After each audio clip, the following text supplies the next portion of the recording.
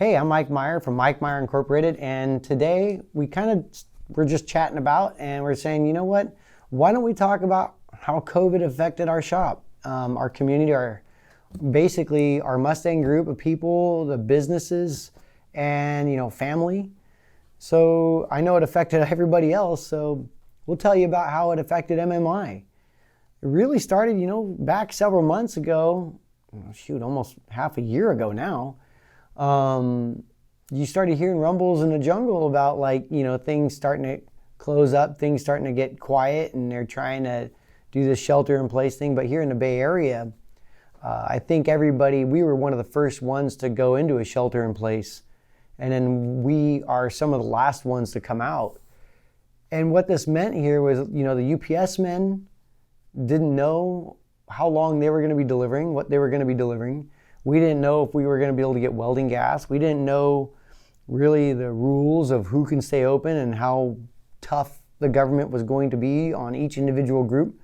It was pretty scary, I got to admit, the first 2 weeks there was tipsy, like, what are we doing? We have customers already who have orders, and then we have customers calling, and you're not really sure what to say. So the only thing we could do, since we're a small company, we just kind of buried our head and shut the doors and just kept digging. With that being said, obviously being careful and respectful to the others, but it was interesting seeing the UPS guy come in here, and because he's out, kind of in the field, and he's giving us our feedback, because we don't get a chance to watch a lot of news simply because we're in the shop. And it seemed more around here like an emotional torment, because not a lot of people in our region got especially sick. But what ended up happening was we started stocking up. We started trying to get welding gas. We started trying to get welding equipment, steel, raw supplies. At the same time, phone calls started coming in. And it was a lot of really good classic phone calls. It was people who have been watching you at events or being attentive to your product, being attentive to, just the craft that we've tried to employ throughout our customers and our scene, and our style. And what ended up happening was, as everybody knows, people got a lot of time on their hands and orders started coming through. But it was interesting. These orders were coming through with a sense of patience, thankfully. People who knew that weird things were going on in the world, and they weren't pushing super hard. It seemed like we took a step back to the 60s with respect to rhetoric. Camping started becoming a subject, soon thereafter. Spending time with your family. I can't tell you how many customers I talked to saying, I spent time with my son in the garage showing him the car that was under the cover. There's a lot of that going on, and a lot of close, building of family time, and to have the phone start really ringing here around that subject's kind of a neat deal. When dads and wives are calling you up to get product to bring their family closer, it's kind of a humbling experience in a time of turmoil or transition like we're in. The other interesting thing is not only did the phone calls start happening, but the numbers started increasing. We were used to a certain flow of business. And as these phone calls started happening and the orders started coming in, it wasn't that it was a short supply on our end. We just honestly didn't know how to produce that much product.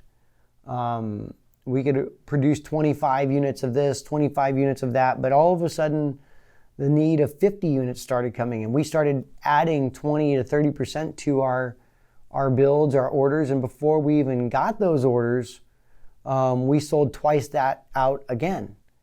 And I called up some friends of ours who have businesses, and I said, hey, are you going through this? And they're like, dude, it's like the zombie apocalypse of Mustang parts ordering.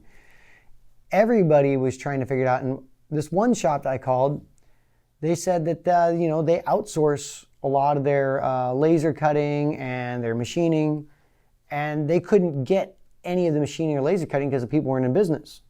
Another buddy of mine's shop makes everything in-house, and he has a really big company, and he goes, well, I can't get any employees to make the product on the machines we have in our building. So we have a mix. We outsource to local laser cutters here. We outsource to local machinists, and also we machine here, and we cut in-house as well.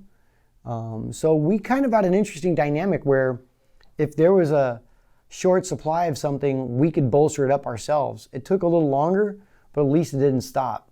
We got to a point where we waited for ball joints. We put a ball joint order in June, and it's October now. We're starting to get ball joints from a June order. So it's really kind of hit and miss on what you're getting, what you can't get.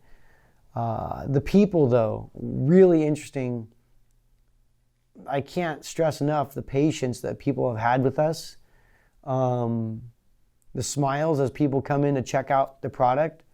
The people wanting to just support local community. Everybody seems to be trying to go out and buy a dinner at a local restaurant at least once a week. That's been really, really neat. The other thing during this COVID time that we haven't talked much about is our growth. We've doubled a lot of our production, learning how to produce more, learning how to CNC, learning how to write code for the mill and whatnot, and all that stuff. That's been over and above and beyond what we normally do, even with the increase. So producing billet parts, finding new anodizers, increasing color patterns that we have in our shop for products, powder coat, anode combinations.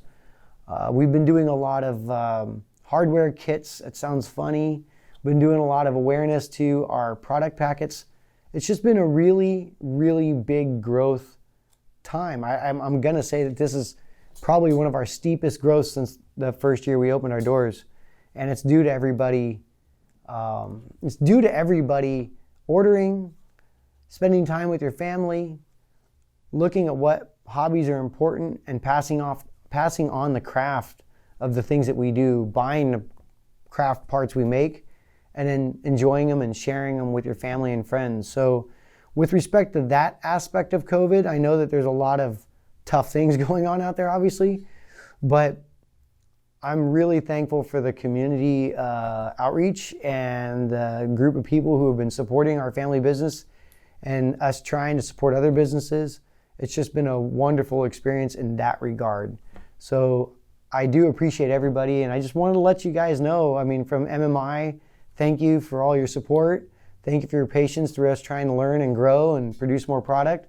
And we're going to keep digging. So you too, and have keep after it and enjoy your winter and next season.